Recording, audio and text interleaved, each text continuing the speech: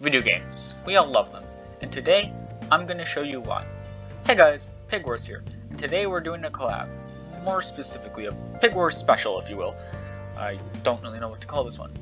This video will feature tons of other YouTubers. Links in the description. Check them all out. So each YouTuber is going to be talking about a game that is special to them. And why they love it. But not me.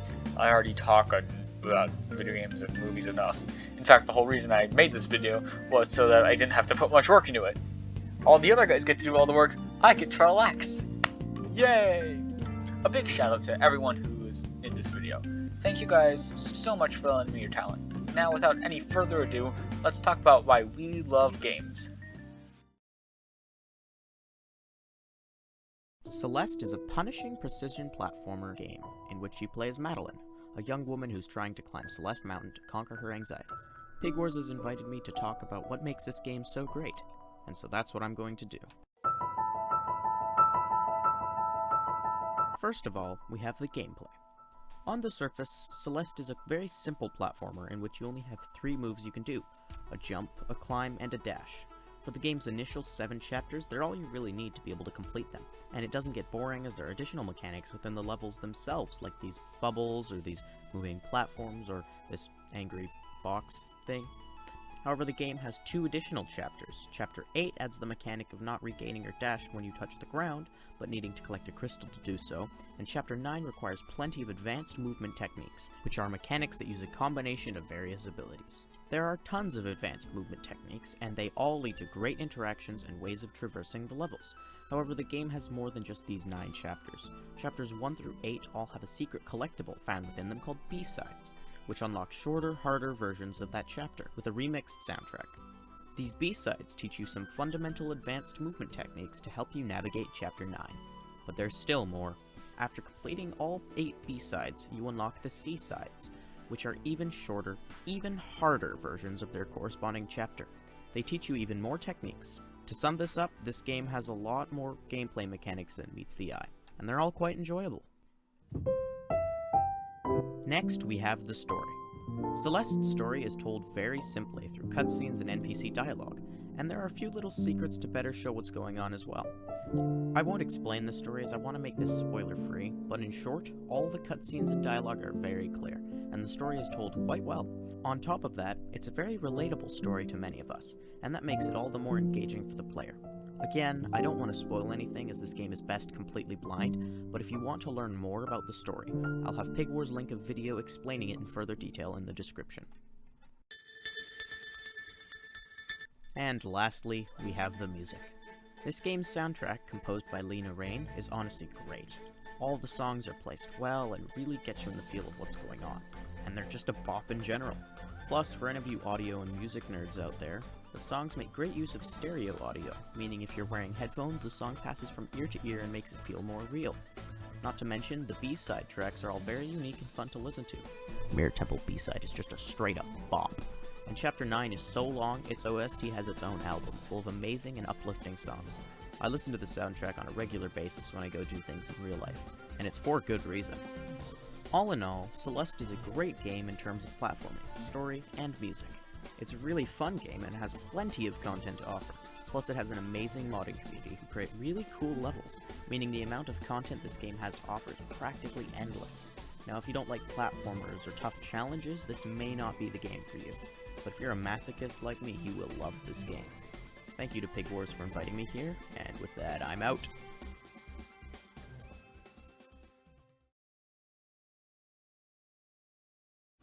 I love Kirby. In pretty much every friend group I'm in, I am known as the Kirby guy. I basically love every game Kirby has been in, but if I had to pick my favorite, without a doubt, it'd have to be Triple Deluxe. I first played Triple Deluxe about a week after it released, and it holds a special place in my heart because I got this game, let's just say, after a really bad experience. I don't want to get too much into it, but Triple Deluxe is like my baby. I love this game with all of my heart. It's got my favorite copy ability in the entire series, Beetle, which did come back for a couple other games, but it's definitely the best here. Kirby games are kind of known for looking like super duper innocent and then suddenly having Cthulhu just pop up because why not? It's cool. And this might be one of the better examples of this trope, as the game seems pretty cute and innocent, but then you find out, oh, hey, the main villain was possessed by a monster that we know from previous games. And it's basically torn apart this relatively cute relationship between Sectonia and Terenza. Terenza is also one of my favorite characters of all time. He's just a precious little baby who just cannot get a break whatsoever. I also love the whole twist of everyone thinking deity is like this whole like god level threat when he's actually just a big doofus. Like Terenza kidnapped a deity thinking that he's the star that's gonna beat Sectonia, but no, it's Kirby. So Terenza kind of ends up fricking over his entire life. Gameplay is your normal Kirby fare. If you liked Return to Dreamland, which came before, or Planet Robot, which came after, you'll like this one. But it's really just kind of the more important things to me that I like about it. That sentence makes no sense. It's more so the whole just kind of personal experience that I have with this game that kind of makes me love it. That's literally what this is why you need to write a script instead of just going off the cuff, Stripe, you idiot. Turtle Looks is a really important game to me. And it's also really fun. Not only is it my favorite Kirby game, it's also my favorite game, period. It's just a lot of fun. It's my favorite 3DS game. It's Kirby. It's Kirby. Right after Kirby. It's this fricker. I like this fricker. And if it's got this fricker in it, I like the... Yeah.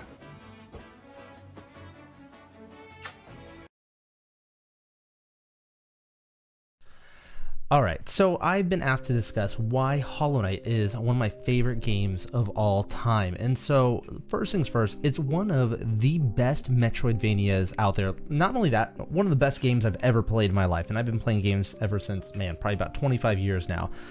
But Hollow Knight just, it takes the cake. It is such a good game. So why? Why is it such a good game?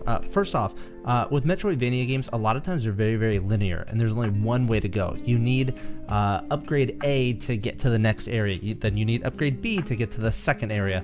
But with Hollow Knight, they took a slightly different approach, and they actually make it so there are multiple different paths. Depending on which upgrade you find, there's different ways to go about playing the game.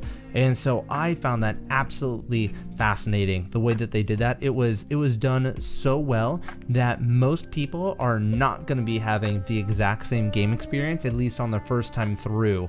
And so it allows you to get lost, and that's actually another thing that I really enjoyed the game. The game was absolutely massive for a what do you call it, for an indie game. It was just so big. In fact, the devs wanted you to feel like you couldn't feel the edges of the game, and I was very, very impressed. I got to like maybe halfway through the game and I thought, man, we gotta be getting close to being done, and the game just kept going and going. Like, I literally had no idea when it was gonna be done.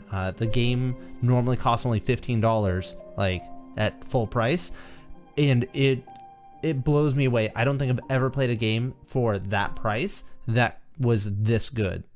I can't even say I don't think that. Like, most AAA games, there's a lot of AAA games that aren't this good for $60, let alone for $15. Like, they absolutely just blew me away with how well they did. The difficulty in the game is so good. There are times where it spikes up and becomes pretty difficult, I'm not gonna lie, but it feels very rewarding, and it doesn't feel like it's ever so difficult that you can't get through it. Some of the most difficult parts in the game are things that you don't have to play through them if you don't want to. There's an area called the Path of Pain where the platforming is very, very difficult, but it doesn't actually count towards like your percentage completion, and it doesn't give you anything meaningful towards like your end game experience. It's literally just in there for fun. That's pretty much what it's there for. They did a good job of making it so everything that you have to do for the game is completely achievable, and the things that are super difficult, just as like extra stuff, it's just in there to be extra. They also did a very, very good job with the way that they did the loadouts, like the charm system. You use charms to be able to like change the way that you attack, either deal spell damage or you attack with your nail. It tweaked the game enough to really change the gameplay, made you feel more powerful, but you could use almost any different set of charms in the game and you could still feel like all the charms were viable. Any setup, any class that you like kind of built, anything that you put together, it all felt really good, and a lot of games have a tough time with balancing different things, and Team Cherry just did an amazing job with this game, and there's very little that I have to criticize about this game other than maybe the backtracking and the fast travel system. Some things were kind of spread apart, and so sometimes it felt like you had to go really far when you were trying to figure out where to go next. But that's about it. Other than that, Hollow Knight, amazing game. Hello, and welcome everyone. I am Maester Aelix, and this video I'm making is for my good friend Pigwars. Pigwars had asked me to make a video as to a game I really enjoy, and to talk a few minutes about it, and as to why I enjoy it. So, the game I am currently playing on screen and enjoy playing a whole lot is Fallout 4, and goodness gracious, is it ever fun. It is, in my opinion, one of the best Fallouts there is. Now, I'll be the first to admit that the plot on this one is incredibly thin, but I don't play Fallout for the plot. I play Fallout for the RPG and the atmosphere. And, you know, the power armor on Fallout 4 is also really nice. It's the first one that actually feels like a vehicle that you get in. It feels powered. So it is kind of exquisite in that manner. I heard a door open. Oh, goodness. So, it is, simply put, in my opinion, the best there is in offer for Fallouts. Now, again, a lot of people play these for the story of it, but I don't. I really don't. It doesn't bother me in the least that the overall it's kind of lame story-wise, but I play the game to play the game, and the game is really fun. Well, hey, and the roleplay elements are great.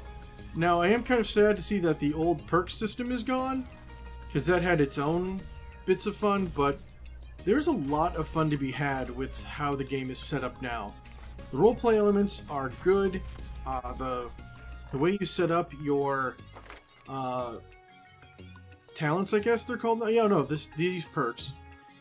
The way it's set up with how your base stats determine which ones you get access to really feels good to me, and I'm enjoying how that all comes together. Ooh, ammo. And yeah, just flying congressional style, nice. And sorry, just trying to play the game and talk at the same time, both requiring my attention, and more so than I think I have to give. But regardless, oh hey guys, so the gameplay is pretty solid. It's definitely more shooter than previous the first two, which were definitely more strategy-based RPGs. This is a shooter RPG, or shooter with RPG elements, but it does let me, you know, have a character that will grow and learn and change over time, along with getting better stuff. And if you don't want to engage in that, no one's going to make you, but it's, you know, kind of how the game is meant to be played. But there's some YouTubers out there that have done the, like, don't spend perk points challenge, and some other things like, oh hey, ooh, is that a Pip-Boy? 3,000, nice. Huh. Anyway, yeah, the roleplay elements are really good. I'm just loving the way how the game plays. And of course, Bethesda does a lot of things bad, but one thing they do expertly is what are called tableaus. It's basically stuff that you look at that tells a story. Now, can they string a narrative together? No, but can they tell a story of what happened in one particular room? Oh my yes, they do that exceptionally well. And it's always really great when they can show off that talent, because again, it's what they do like best. So this game has some of the best of that. Mostly because you have the full array of 3 dimensions to work with, and it's just... Ooh, what? It's just done so well. And yes, it's Bethesda, yes, it's bugs, and yes, some of the bugs are charming, others are extremely frustrating, but all in all, I have to say it's better. It's more good than bad. And, you know, like I said, some of it's charming. You really have to get used to the Bethesda-ness of it all. But once you're there, it's, you know, what you expect. Plus, another great thing about Fallout 4 is the incredible modding community. These guys and gals who do this are fantastic. And, oh, yeah, see? Bethesda bugs. Just what I talked about. So, thanks for watching. Make sure to check out the channels of all the people who were in this video. A big thanks to everyone who helped out. It really means a lot to me. Have a nice day, and bye!